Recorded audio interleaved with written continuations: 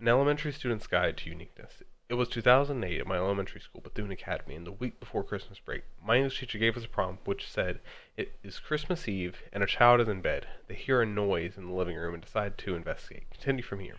These essays let me express my creativity, but it was a little strange this time. The mind of what I would call a cold-blooded, loving child came up with the following narrative.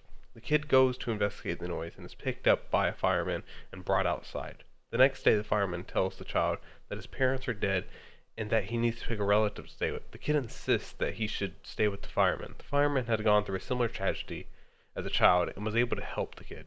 They grew close to the point where the kid wanted to be adopted by the fireman. My conscience thought this was the best narrative I had ever thought of and written. Coming back from Christmas break, I realized that my work was not on the bulletin board where it normally is, so I started reading the papers that were on there. And they were all about meeting Santa. My initial thoughts consisted of what grade did I get? Why would people write about a fictional character? But I was sure mine was unique, so that was a good thing, right? When she called my name to talk about the narrative, I felt a mix between respect and fear, nothing like I'd ever felt before. Going up there, she criticized my story for being wrong and not what a fourth grader was supposed to write about. I had no response, but its effects on me would be unimaginable, but unique. 9 years have passed now, and I can still hear the fourth grade me telling me how I should form myself as a person. The best way to understand this is to see how my identity changed before, during, after, and how it is now. Before the event, the basics of pre-fourth grade me was that I was supposed to be unique. I should approach the world in a confident way. That's just how I was raised. During the event, the questions that came up about my identity addressed these expectations that were placed on me. These consisted of things along the lines of what is expected of me, and is being unique bad, but also why did the rules I thought I knew change all of a sudden?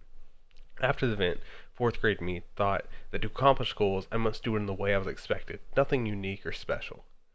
Altogether, I identified as pretty much a wet piece of clay that needed to be shaped by the expectations of others for how I would be used and what I would become.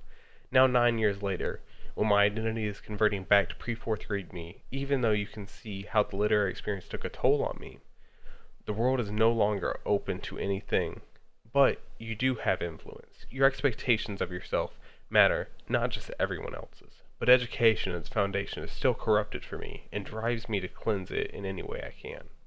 The world works in mysterious ways, but to anyone going through the trials inside of primary education, I advise you to take these words on screen to heart. This also goes for anyone who just wants to see how literacy can affect you as a person. Thank you.